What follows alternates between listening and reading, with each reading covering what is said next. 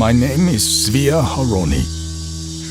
It was Argentina, 1960. I had been looking for Ricardo Clement for a long time. The first clue came from a blind man named Lothar Hermann, who claimed to know the address where Clement lived with his family. I met with him, and after speaking with him, I took out an Argentine banknote and cut it in half. I gave one half to Hermann and kept the other half. I said if anyone came to him asking about any of the things we had discussed, they needed to produce the other half of the banknote. Otherwise, don't trust them. I went to the address in Buenos Aires, which the blind man had claimed was the residence of Ricardo Clement and his family.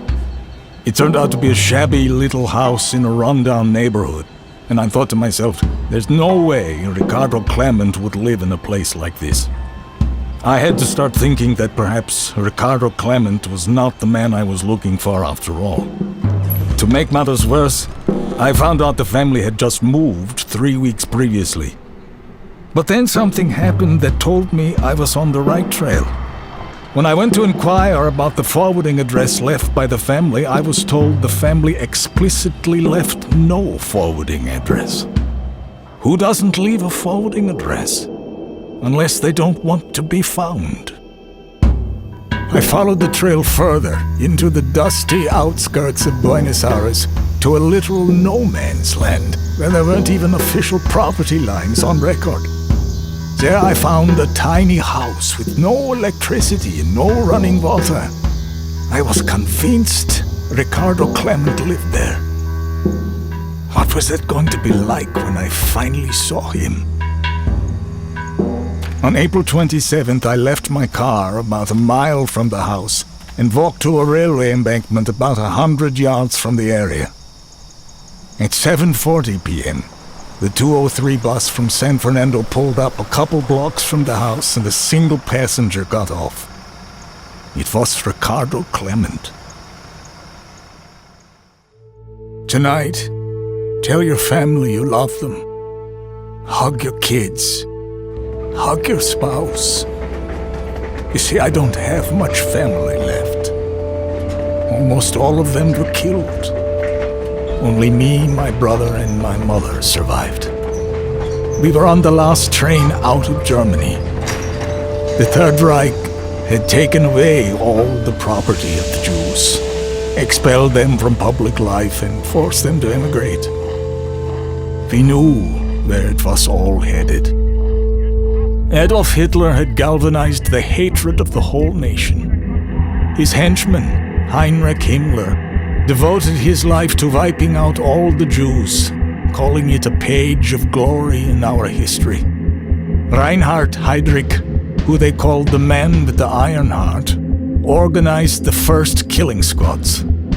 Then at the Wannsee Conference, he formalized the plans to expand the murders on a massive scale. Joseph Goebbels constantly fueled the fire with propaganda. There was even a foremost authority on the Jews in the Third Reich, Adolf Eichmann, who engineered the whole system of extermination, transporting millions to the killing centers. There were places like Treblinka, which covered over 30 acres, and there were no prison barracks. There were no labor yards. Everyone getting off the train at Treblinka was killed immediately. 15,000 people a day, men, women, and children, sent straight to the gas chambers. In the end, they killed 6 million Jews. And yet, one day, it was all over. Just like that. The Nazi Third Reich, that was supposed to last 1,000 years, crumbled. The war broke out in 1939. And in 1945, Adolf Hitler bit down on a cyanide capsule, put a gun to his temple, and blew his brains out. In that same bunker, Joseph Goebbels killed all 6 of his children, then killed his wife, then killed himself. Reinhard Heydrich was killed in Czechoslovakia. Heinrich Himmler went on the run, posing as a lower officer, and when he was discovered, he bit down on a cyanide capsule and dropped to the ground. The architect of the Holocaust, Adolf Eichmann, fled to Austria and got a job as a lumberjack. Eventually, through the rat lines, he got a fake passport and fled Europe. And in 1950, he arrived in South America with a new home, a new job, and a new name. And that name was Ricardo Klement. I sent a coded message back to Israel indicating that yes, I had found Adolf Eichmann and he was alive. And yes, conditions were favorable to stage an abduction. You see, at the time, the Argentinian government was sympathetic to the Nazis, even protected them.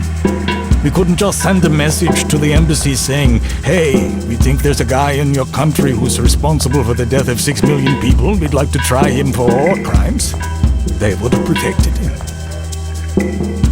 A few days later, I knew it would be a risk, but I decided to see if I could determine where Adolf Eichmann got on the bus.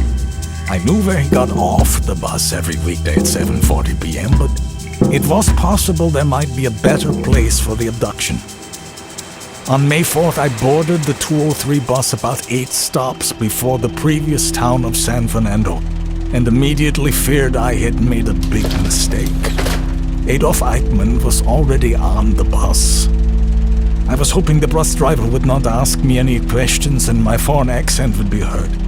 Fortunately, I put down my 4 pesos with no questions, and fate does funny things sometimes. You see, on this day, the bus was almost entirely full and there was only one open seat. It was the one directly behind Adolf Eichmann. I sat there, inches away from him. I thought about the man he was in the Third Reich in another life. I thought about my family, my aunts, uncles, cousins, nephews, nieces, all killed. I thought about all my friends who had lost so many of their families in the Holocaust, that this man sitting in front of me had been the architect of. But I thought about one other thing. He had been found, and the noose that had hung his friends after the war for what they had done, the noose that he thought he had escaped, had found him, was closing in on him. That 15 years after the end of the war, literally on the other side of the world, justice had finally caught up to him and was coming for him. Over several days, a team of agents originating from Israel began arriving in Buenos Aires. There were logistics guys, soldiers, a disguise expert, document forger, and a doctor. To avoid suspicion, all arrived on different days from different countries, none of them with travel itineraries listing Argentina as a final destination. Of course, all had fake names and documentation. Several safe houses were rented and prepared. On May 11th, 1960, I left the main house in a car with 3 other agents. There was a second backup car behind us with 3 agents in it. In a hidden spot just outside the neighborhood, we switched the license plate to a fake diplomatic plate, which made us less likely to be stopped by police. A short distance from Eichmann's home in another hidden spot, we switched the plate again to a different local plate. If the abduction went as planned, we would switch plates again for the drive to the safe house. Even though the safe house was south of Eichmann's home, we would drive north after abducting him. So if there were any witnesses, they would send the police in the wrong direction.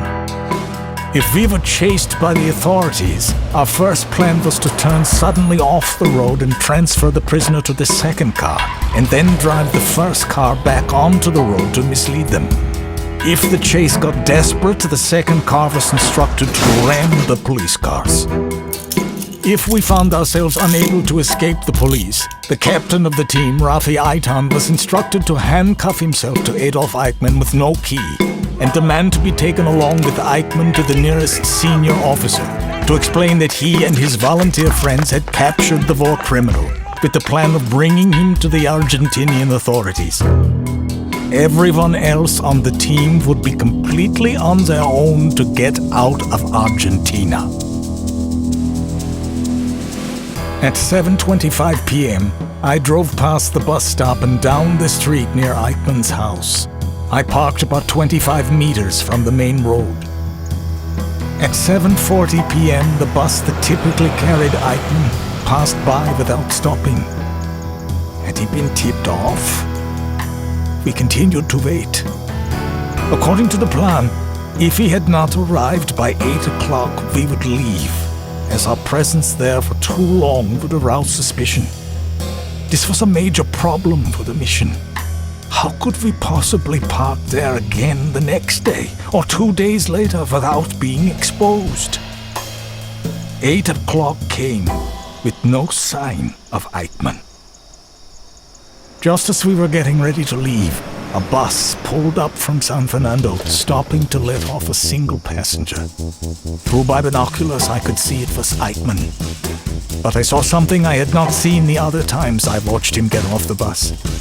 This time he had his hand in his coat pocket. He might have a gun. I told the other agents to watch out for a weapon. Instead of grabbing him by the neck as originally planned, an agent now had to grab him by his hands first. This had not been rehearsed and went terribly when the agent sprang on him. Both of them fell into the ditch with Eichmann screaming at the top of his lungs. The other two agents went to help. I was revving the engine to drown out the sound. We eventually got him into the back of the car and took off. No one followed us. He was under a blanket held down by two agents. The first words I ever said to Adolf Eichmann were, "Don't move and no one will hurt you. If you resist, you'll be shot." There was no answer and no reaction. I asked him if he understood me. No answer. I asked him in Spanish what language he spoke. Still no answer.